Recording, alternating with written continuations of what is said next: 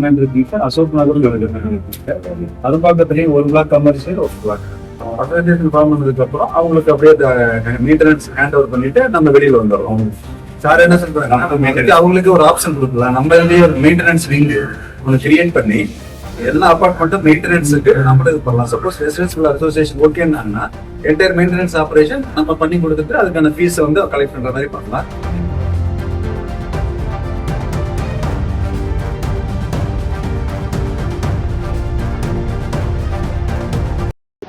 First அங்கே பாடிக்குப்பம் அந்த வீட்டுக்கு போயிட்டு வந்திருக்கோம். ஸோ அங்கே 3 BHK வீடு கட்டியிருக்காங்க.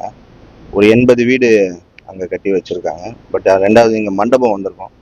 மண்டபம் நல்ல ஸ்பேசஸாக 600 பேர் சீட்டர்ஸ் எல்லாமே இருக்குது. கொஞ்சம் கோவிட்லேருந்து அதை யூஸ் பண்ணாமல் வச்சுருக்காங்க. ஸோ அது கொஞ்சம் இது பண்ண சொல்லியிருக்கேன். இப்போ தான் பொறுப்பு எடுத்திருக்கேன்.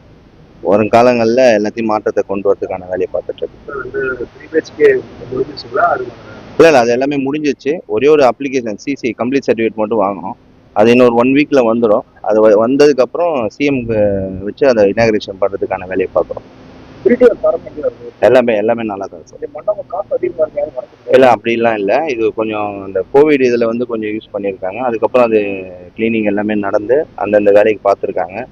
மண்டபத்தோட கொஞ்சம் இதெல்லாம் கொஞ்சம் ஆல்ட்ரேஷன் கொஞ்சம் பண்ணியிருக்காங்க. ஸோ இதுக்கப்புறம் இதை பயன்பாட்டு கொண்டு வரதுக்கான வேலையை பார்த்துட்ருக்கோம். ஹவுசிங் போர்ட்ல தான் பார்த்தீங்கன்னா கட்டி முடிச்சு அவங்க நல்லா கட்டி கொடுத்துருவாங்க. மெயின்டெனன்ஸ் கொடுத்துருவாங்க, பிரைவேட்டி கொடுத்துருந்தாங்க. இது கூட அரசு ஏற்று பண்ணுறதுக்கு நம்ம இல்லை அது நாங்கள் எம்டி கிட்ட பேசியிருக்கேன். ஸோ அதுக்கான இதை வேல்யூலாம் பார்த்துட்டு அதுக்கான கவர்மெண்ட் டேக் ஓவர் பண்ணுற மாதிரி பிளான் பண்ணிகிட்ருக்கோம். ஏன்னா அது விட்டு கொடுத்துட்டு வந்துட்டு அப்புறம் இடத்த கொடுத்துறது கவர்மெண்ட்டுக்கான இழப்பு மாரி தான் தெரியுது. இடம் ரொம்ப இன்னைக்கு இடம் வேல்யூ ஒன்று இருக்கும், 10 வருஷத்துக்கான வேல்யூ ஒன்று இருக்கும். இன்னைக்கு ஒரு பில்டிங் கட்டிட்டு அடுத்த 20 வருஷம் கழிச்சு அந்த இடத்துல வேற ஒரு பில்டிங் கட்டும் போது டிஃப்ரெண்ட் வருது. ஸோ அதனால அதே இடத்த கவர்மெண்ட்டே திருப்பி ரினோவேஷன் பண்ணுறதுக்கான வேலையும் நாங்கள் பார்க்குறோம். அதை டிஸ்கஸ் பண்ணிட்டு எல்லாமே பிளான் பண்ணுறோம். தேங்க்யூ. நன்றி.